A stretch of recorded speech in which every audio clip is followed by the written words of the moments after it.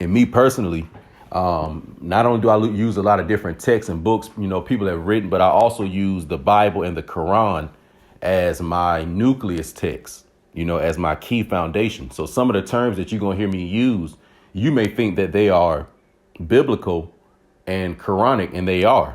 But more importantly, I want you to see them as archaeological, ethnic, and historical terms, okay, and names that a lot of them our people created. All right. So was the Bible mistranslated and edited and copied in all these different verses and languages and forms? Of course it was, but we're talking about the root of it. So when you hear me using this term Shemitic, when you hear me use this term Moorish, you hear me use this term Negro, once again, these are biblical, ancient, historical words.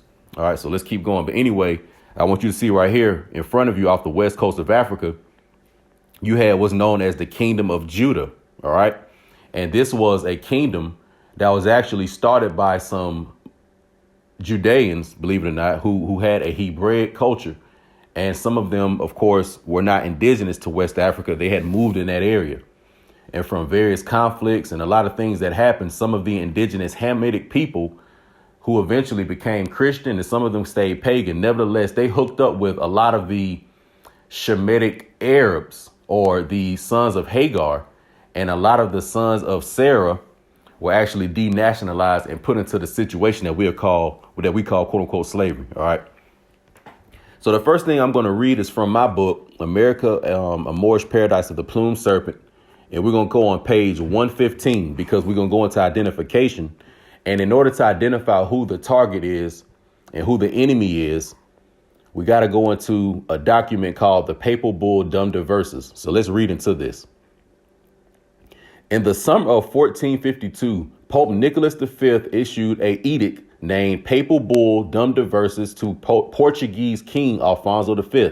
It states, quote, "We weighing all the singular and the premises with due meditation, and nothing that since we had formerly by letters of ours granted among other things free and ample faculty to the aforesaid King Alfonso to invade, search out, capture, vanquish, and subdue all Saracens and pagans whatsoever, and other enemies of Christ wherever placed, and the kingdoms, dukedoms, principalities, dominions, possessions, and all movable and immovable goods whatsoever held and possessed by them, and reduce their persons to perpetual slavery." Listen up. Babylonian Pharisees of Venice. When I say Venice, I'm talking about basically ancient Rome, all the way up to modern Rome, but, Italy. And a lot of the bankers and the financiers, some of them were from Venice. Babylonian Pharisees of Venice used the Edomite Roman Catholic Church and bleached out Portuguese/Spanish to commence an international genocide of Moorish Hebrews or Shemitic Hebrews. Venetian oligarchs loved using whites, WIGHTS, as goy by placing them in public seats of power, like with governments or a pope. The dark aristocrats preferred to soothe the ego of farm dwellers, knowing how much jealousy they harbored for the Moorish elites who owned the land. Now, these Moorish elites that I'm talking about that owned the land were the Shemitic nobility of the middle and upper class of northern, central, and southern Europe. So when you all think about the monarchs of Europe, the original church, the original popes, we're really talking about the Israelites. Also, we're talking about the Stuart dynasty of the British Isles. So when you think about King James VI and the original Bible that he helped construct, we're talking about Israelite culture. We're talking about original Judean, Shemitic, Abrahamic culture. All right. So these were the landowners of Europa, North, Central, and South Europa, who actually were starting to be hated against by a lot of foreigners coming into the area. All right. So as you can see that the papal bull said to subdue and place into perpetual servitude the Saracens. So that term Saracen, a lot of us may wonder, who are the Saracens? Let's see. The Saracens described in the papal bull were all the Moorish Shemitic descendants who practiced ancient Hebrew culture, which included Muslims. Now, that term a Muslim is different from a Muslim. A Muslim is a later day Pale Arab who practices a religion that we quote unquote call Islam. A Muslim is an ancient Judean indigenous Shemitic person who submits to the will of the God Most High. All right. So you can hear me use the term Muslim. When I say a Muslim, I'm talking about an original Christian, an original Hebrew, and somebody who identifies with Islam, and they all submit to the will of one God, and they do not associate any partners with one God. So you had Saracens who were Muslims and Hebrews, and you'll hear me use that term. It says Abraham and Sarah produced or birthed Isaac, the forefather of Israel, while Abraham's union with Egyptian Hagar produced Ishmael. When Sarah cursed Hagar, noxious feelings towards Sarah and Isaac sprouted in her mind, and her son Ishmael would have revenge for his mother's pain. Hagar used to follow the ways of Hebrews as Ishmael did, but abandoned them in anger since they reminded her of Abraham. The seeds of Abraham were already planted in Ishmael, although he and his descendants participated in idol worship too. Bleached out Rome/Edom knew Saracens were Jacob/Israel and was about to take everything from them. So what I'm talking about right here in this part is the biblical history concerning the Shemitic descendant Abraham and his two wives. He had a Shemitic wife named Sarah, and he had an Egyptian or a Hamitic concubine named Hagar.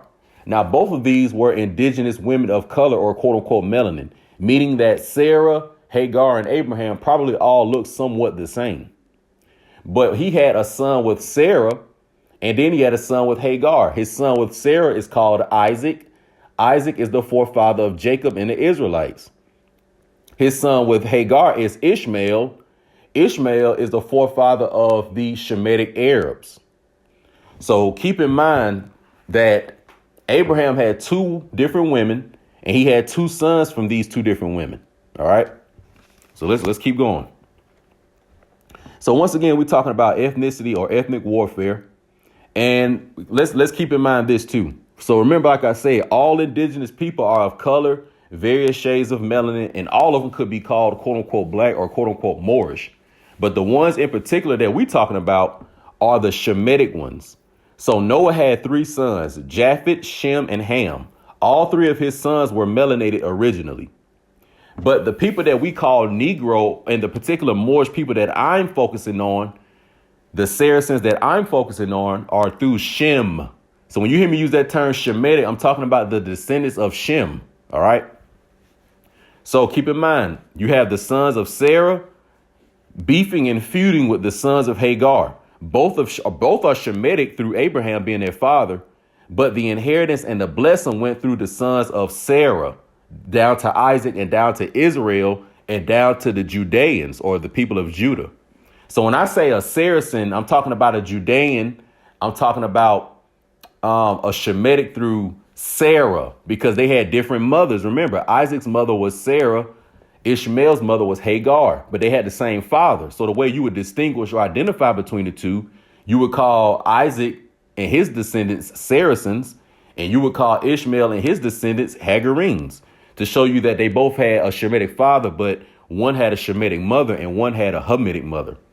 Also, too, when you think about a quote unquote African and that phenotype, those are a different ethnic group. Those are Hamites. They're not Shemitic people. So us in America, we are not Hamitic people. We're Shemitic people. All right, let's keep going. So next, we're going to go a little bit deeper into the Judeans of South, Central, and North America. But before I do that, I want you to understand this. So Shem is the forefather of the monotheistic culture that will later they be called Islam, Judaism, and Christianity. And when I say a monotheistic culture, I mean that a culture where you don't associate partners with the one God, you don't associate graven images with the one God, and you don't have any type of pagan idol worship, meaning like anthropomorphism or all these other types of polytheistic systems that really were going on in the ancient world. So traditionally, the descendants of Shem practiced monotheism, and traditionally, the descendants of Ham practiced polytheism. So the Egyptians and Hagar, she came from a culture of polytheism. So this is why we're distinguishing between the two. All right. So Shem also was the teacher, and his principles were given down to Abraham. So Abraham got his culture and his understanding from Shem, because if you read, after Abraham went to war, he had to go and pay a prophet. And during the time of Abraham, there was no Israel. There were no Israelites. So you would have to ask yourself, well, what cultural practice would that prophet have been using that Abraham was, paying his tithes to? And that was the monotheistic culture that I'm talking about, that Shem practiced, that he had inherited from Noah prior to the flood. So we talking about ancient history, and this is where Judaism, Christianity, and Islam comes from. They come from Shem. So the origins of the Hebraic or Islamic cultures are Shem. Monotheistic, once again, it doesn't associate a partner with God Most High. So in the Christian culture, when they say that it's a holy trinity, that's polytheism. That's pantheism. OK, that's not the original culture. And as I said before, a Muslim is one who submits to the will of God Most High. So Christians originally were Muslims. Islamic, originally Muslim. Hebraic, originally Muslim. So all of them are Muslims because they adhere to one God. But what happened is the sons of Sarah traditionally practiced Hebraic or Christian culture. The sons of Hagar traditionally practiced Islamic culture. So keep in mind that the God of the Quran is the God of Israel. They may call him Allah, but nevertheless, Abraham is where they got that culture from. So just keep in mind that Islam, or the Arabic culture and language, is Shemitic. It's akin to the Judean culture and the Hebraic culture. All right. And also keep in mind that Abraham's sons would grow to have issues because of the feud that their mothers had. All right. And that's very important to remember where we're going now. So we're about to go into this book. You all just bear with me. Let me get to my first page.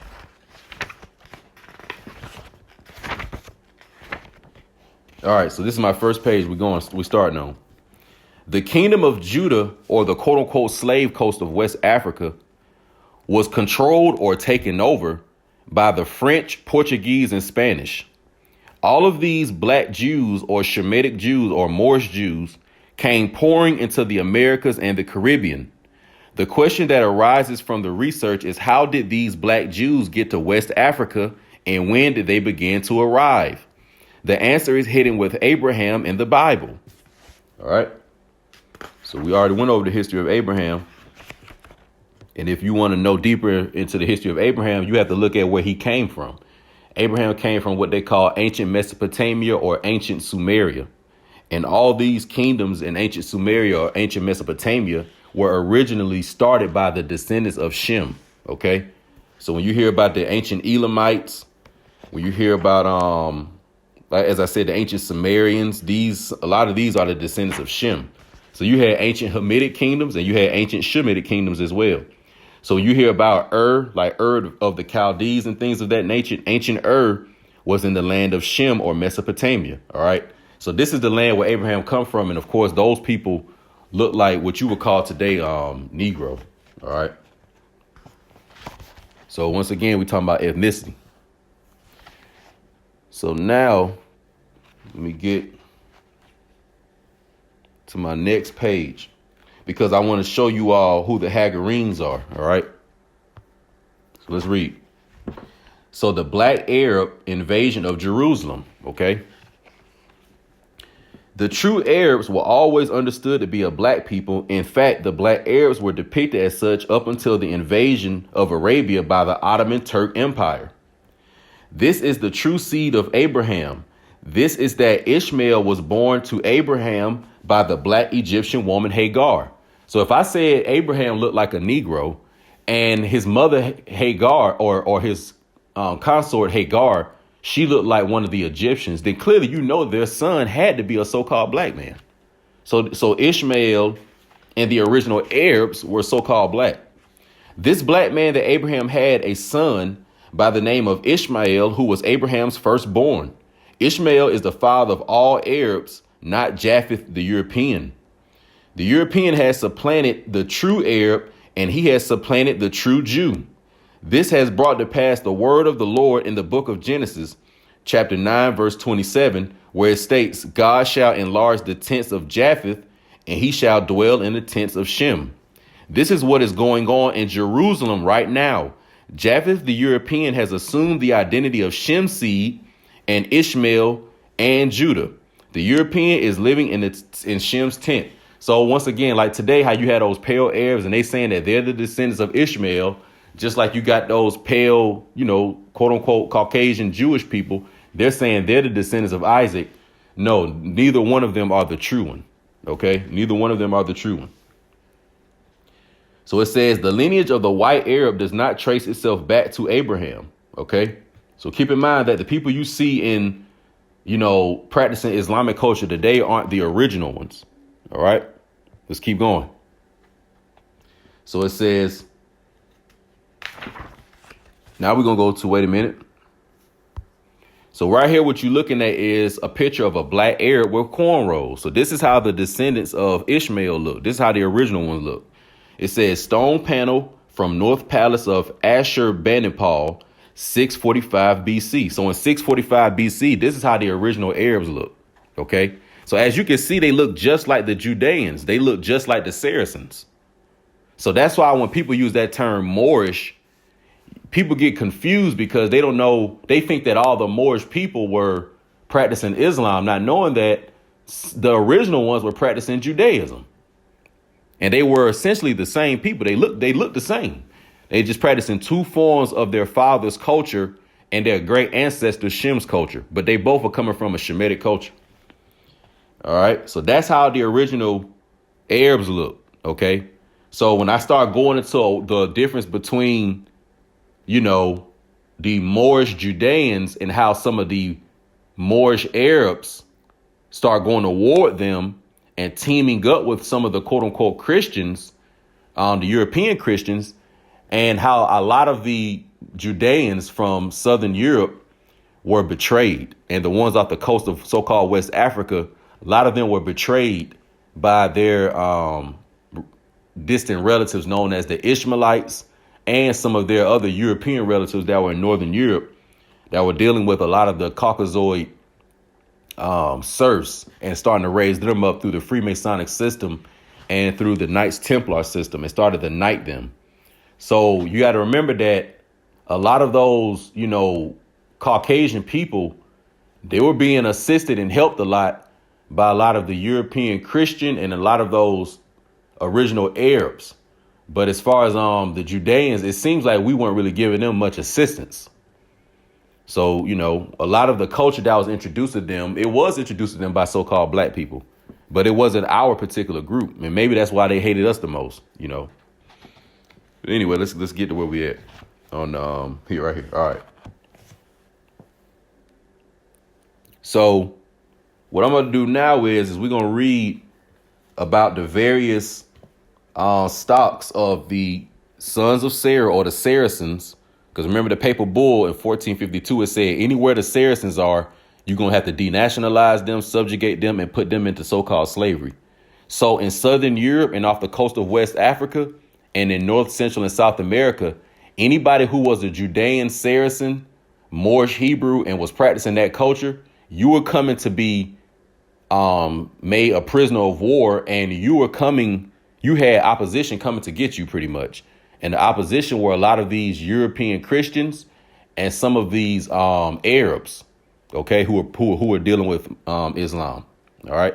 So you got to remember, it was a big war going on, a real big war against the Shemitic Saracens. OK, so let's read. Where do I want to start? Let me see. OK, so it says that this map was created by this map right here. Let me show you the map right here. This map was created by Emmanuel Bowen in 1747 and is called an accurate map of Negro land. This means that the information on this map is free from error. The highlight of this accurate map of Negro land is the fact that the original name of the slave coast is the Kingdom of Judah. This means that every so-called slave that came from the slave coast is none other than a Jew or a Judean of the Bible. Let me repeat that. This means that every so-called slave that came from the slave coast is none other than a Jew or a Judean of the Bible. And I can take it deeper. So it says this means that every so-called European that was Moorish and was kicked out of Europe, every so-called indigenous tribal American, whether it was Muskogee, Creek, etc., who were all Shemitic or Hebrew, all of them were part of the kingdom of Judah, because these were the people in the papal bull that were called the Saracens. And it said that no matter where they are on the earth, you are to denationalize them and put them in perpetual slavery. So when they popped off the slavery thing, it wasn't really about your color, because most of the people who were working with these Caucasians, they were the so-called black Arabs, and some of them were the so-called black Christians from Europe. But they were teaming up to go against a lot of these Shemitic, Israelite, Moorish people, which was us, who were really keeping the commands and the customs of the ancient world. And really a lot of the stuff that they were doing was going against the stuff. So just keep that in mind. Let's keep on reading. We staying focused with this. So it says that below is a list of Spain's West African colonies. So remember now, Spain had so-called colonies. So it says New Guinea, Gambia, Cape Verde Islands, Nigeria, the Gold Coast, Angola. So these were some of the colonies that the Spaniards and the Portuguese came in and stole from the people that were down there and made them into colonies and denationalized the people. The people that they went and denationalized were the Judeans on the west coast of Africa, because remember, they weren't indigenous from there. So you had a lot of people who was there that was like, yeah, we really don't like these folks anyway. And there was a lot of those Hamitic tribes, and there was some of those rival Shemitic tribes who was Arabs. And they teamed up with the Portuguese and Spaniards and said, OK, we're going to help y'all with y'all paper bull dumb diverses. We're going to create this Freemasonic bond between all of us and all the people that are practicing Judaism or the ancient Hebrew culture, that are the sons of Sarah, that live in Europe, that live off the coast of Africa, and that live in America. We're going to denationalize them, and we're going to put them into so-called slavery. And that's what they did. So it says right here, from the list above, Spain stocks her colonies in America. So in South America, the Spaniards, what they were doing they were destroying the kingdom of Judah in West Africa. And they took a lot of the people who were from the kingdom of Judah. And these people ethnically were from Judah, the Levites, and Benjamin. So you read in the Bible, it talk about the 12 tribes of Israel, the tribes of Judah, the tribes of Levite, and the tribes of Benjamin. They were all living together in the kingdom of Judah in West Africa. So when they were denationalized, it was small groups of these people that were basically kidnapped and brought to different plantations and colonies that the Spaniards and the Portuguese and the dirty Arabs had helped set up here in the Americas. And this is where they brought the Moorish Judeans and made them so-called work as quote unquote slavery. Now, I'm gonna also say this too. Now, how they show you that picture of like all these hundreds of people chained up on a slave boat and all that, it wasn't nothing like that. It wasn't nothing like that. It may have been like a few dozen people here and there and stuff like that. So nevertheless, you got to remember that our ethnic ancestral group, it comes from three people, three great Moorish Judean groups, three Shemitic Judean Saracen groups. It comes from the indigenous American Shemitic group, that we know of as the tribal Indians. So when I talk about the Yamasee, the Creek, the Muskogee, the Blackfoot, the Seminole, the Iroquois, etc., these indigenous American tribes, these are Shemitic Saracens. These are ancient Judeans who are already here in the Americas before the arrival of any European or any Arab. They were already here. OK, so a lot of us have that ancestry. And then we have an ancestry coming from the middle and upper classes of northern and southern Europe who were practicing original Christendom, who were practicing original Hebraic Muslim culture. And these people came to the Americas either by force, because they were denationalized and made prisoners of war by them dirty Arabs and by the dirty Portuguese and Spanish, or they came on their own free will by fleeing these different ethnic religious wars that was going on in northern, central, and southern Europe. So you got to remember that when the Judeans of Europa and Northwest Africa came to America, they intermixed with the Judeans who were indigenous to America. So this is what you got to understand. There were Hebrew Judeans Saracens indigenous to America. And we call them the so-called Native American tribes. Yes, yes. So when we talk about them tribes, like I say, the Iroquois, the Creek, the Muskogee, the Blackfoot, the Miami, etc., all those tribes probably come from a greater one of those tribes of Israel. And more than likely, it's the Judah, Levites, and the Benjamins. OK, so keep that in mind. All right, let's keep going. It says some more Spanish colonies and the people that they stole from West Africa. This is where they took some of them. Mexico, Belize, Guatemala, El Salvador, Costa Rica, Honduras, Nicaragua, and Panama. So the Judeans, the Levites, and the Benjamites, these people are in the Americas right now, and we call them so-called Negro. This is facts. Let's keep going. This is some more places they took them. California, San Diego, San Francisco, New Mexico. Yes, this is where they took them. Hispaniola, Cuba, Jamaica, Cayman Islands, Puerto Rico, Trinidad and Tobago. This is where they was taking them. This is where the ancient Judeans, this is where they are. They still there today. All right, so let's read. Let me get back to my picture. Here we are. This brother right here, Venezuela. Jose Chirino was a Hebrew Israelite from Congo in West Africa, a Shemitic man that was from the kingdom of West Africa. This Hebrew led a slave revolt in the year 1795 called the Coro Rebellion. He was betrayed by the sellout Negro, condemned to death, and his wife and children were sold as slaves.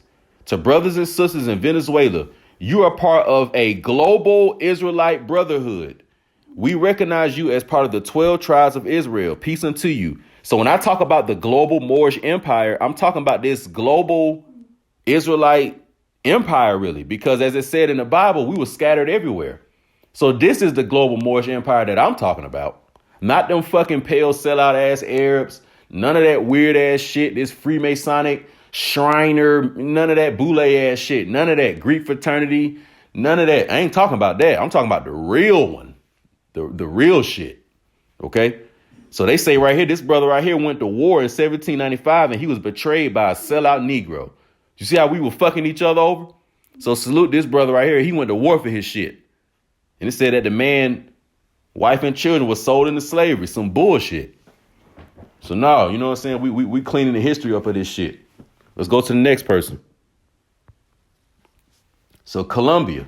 So once again, the indigenous people of Colombia. This brother, Bincos Biojo, was born a prince and was said to have originated from Guinea, Bissau, West Africa. This is where the tribe of Judah had a footing. He was captured by the Portuguese and sold to a Spaniard slave owner. After attempting to flee, he was recaptured, but was later able to escape again to Cartagena or Carthage, Colombia. He organized an army that came to be a very dominating in the surrounding area, so dominant that the governor of Cartagena granted a peace treaty. All right. So once again, the brothers in Colombia, you all are the Judeans. You all are the Moorish Saracens. Once again, they took the princes and the kings and the queens and the empresses and the emperors, and they denationalized all of us and threw all of us into the bullshit. So really, y'all don't know that a lot of y'all are probably the descendants of these people because shit, it's kind of hard to say exactly like, you know, who exactly our people may be. I just know the greater ethnic groups that we come from. But as far as like the lineages of who the kings and the queens, it's like shit. A lot of us are those people and we don't even really realize it. I ain't saying, you know, yeah, man, it's really crazy. So let's read. Now, this brother right here in Ecuador. In 1553, Alonso de las Casas, along with 23 quote unquote Guinea slaves, departed the port of Panama on the southernboard journey. Wait a minute. And see, they give him a Spanish name. Now, I want his Hebrew name. So I was like, I really don't want to call him that. But anyway, this brother, they say he was a free Maroon or a free Moor. So when they call the people the Maroons, like they call the indigenous Seminoles of Georgia, Alabama, and Florida the Maroons, and they call the indigenous people of Jamaica the Maroons who were going against, the British invaders and stuff. Anybody that they call a Maroon, this is a Muslim who's practicing ancient Judean culture. And they are submitting to the will of the Most High God. And they're still trying to follow what's in the Bible and the Quran. And they're not dealing with the bullshit. So they're going to call you those type of terms. And Maroon is one of them. So once again, we're going to salute this brother right here, a Moorish Hebrew warrior. That's what I'm going to call him. All right, let me see where I'm at next.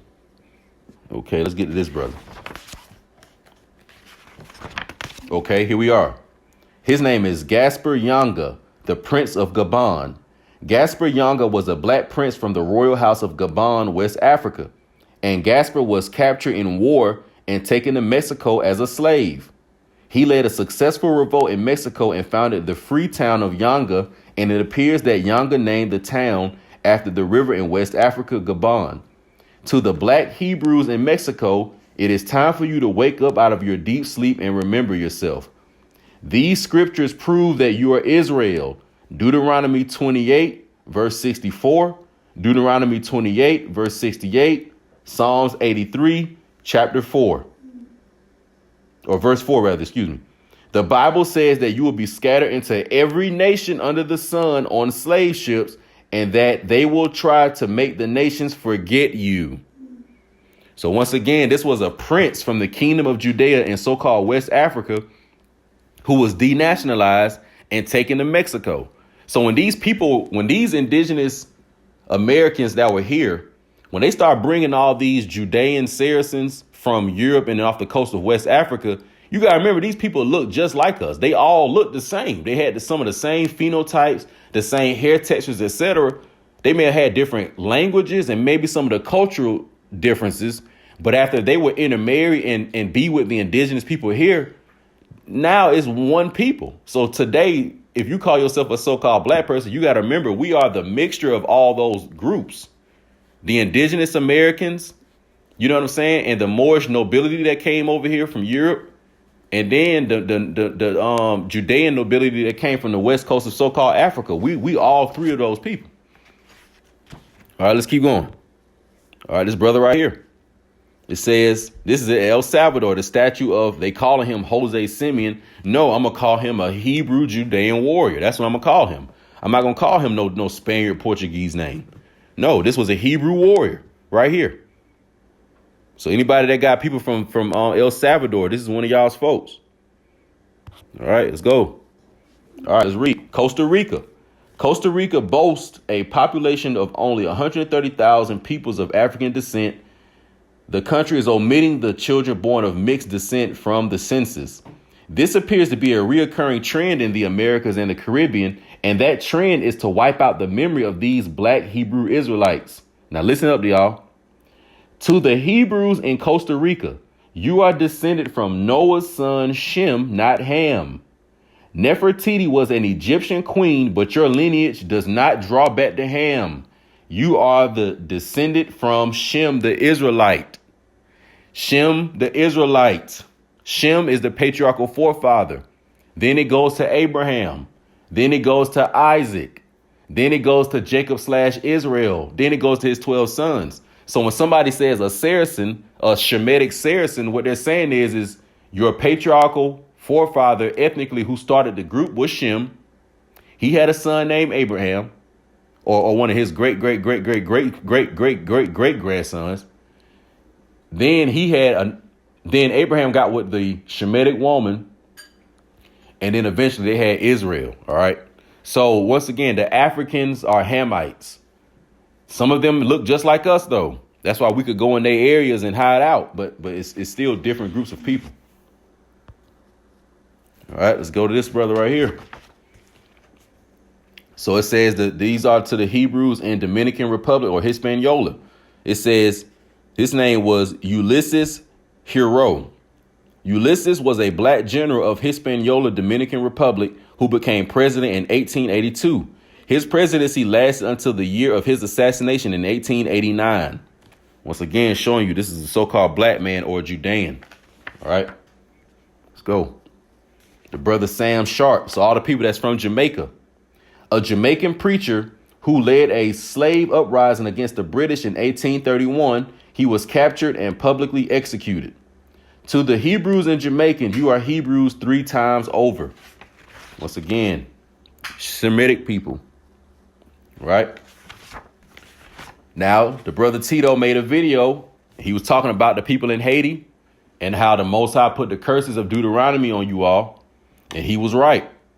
The people of Haiti are from the kingdom of Judea, both indigenous and both brought from southern Europe and off the coast of so-called West Africa. So, yes, he was right. So this is a picture of Toussaint L'Ouverture. All right. And I just wanted to show you all that they are from the kingdom of Judah, a.k.a. Shemitic Saracens. All right. This brother right here, he was going hard. General Louis Delgrès. General Delgrès led a resistance movement against Napoleon's reoccupation of Guadeloupe. The French had ended slavery in Guadeloupe, but when Napoleon came into power, he reinstituted the institution. General Louis, this brother you see right here, this Judean, and 400 men and women ignited gun stores, killing themselves and some French soldiers rather than being taken alive as slaves. These scriptures prove that you are Israel. Deuteronomy 28 and 64, Deuteronomy 28 and 68, Psalms 83 and 4. So this brother said, fuck all that. I'd rather die than deal with that bullshit. This is a Moorish, Shemitic, indigenous American. So when I say the Muskogee, the Creek, the Blackfoot, the Yamasee, I'm talking about people that look just like him. And this is a Shemitic American who's never even probably been over to Europe and so-called Africa. He's been in America since the ancient world. He probably was a citizen of ancient Carthage because ancient Carthage was even partly here in America. And yes, you had Judean Shemitic Saracens who were traditionally practicing Judaism and Hebraic culture, and they were citizens of Carthage. Yes, they were. Because you got to remember that ever since the empire fell from Solomon, our name would be forgotten in history. So we had different kingdoms and cities, and we were always citizens of other empires. But a lot of us forgot that we were actually Hebraic, Israelites. So we would take on the culture, of where we living at now, take on that nationality, start speaking like that. And it's like we done totally forgot who we are. And that happened here in America. So this is a picture of a Shemitic indigenous American. All right. This is how they look.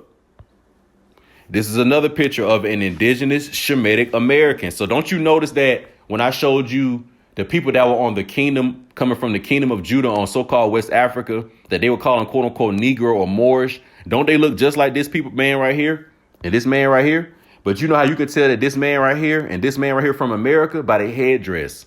Because when it comes to the plume feather, when it comes to wearing the turbans with the feathers in the front with the jewel, that was an actual headdress that we ancestrally did over here. Because when you read about the ancient Seminoles, when you read about them, they wore turbans. So in the ancient world, you may have saw somebody dressed like this, wearing the turban, or dressed like this with the plume feather on your head. But you got to remember that these people were still traditionally dealing with Judaism, original Islam, and they were worshiping the Most High God, and they were not eating pork. They didn't practice usury. They kept the Sabbath, etc. This is them. When you read about James Adair, who was an English trader that lived in the Southeast with the indigenous tribes of the Southeast of North America, and he would watch the way they, had their religious practices, he would record where he would hear them chanting. And in one of his recordings, he heard them chanting the name of the Messiah, Yohawashi or Yahawashai. So that's how I personally learned who the real Judean Hebrew Messiah, what his real name was. It was Yahawashai. And I got that information from studying the Southeast indigenous tribes of North America, who were the ancient Judeans. So, of course, they would know what his real name was because they were the people. So, yes, if you got any ancestors or you got any grandparents or any relatives and they told you that they come from one of the different indigenous tribes of North America, what they're telling you is you are a descendant of the Judeans. So keep in mind that we are, from that group, and they come from three places. They come from Europa. They come from indigenous America, and they come from Northwest Africa.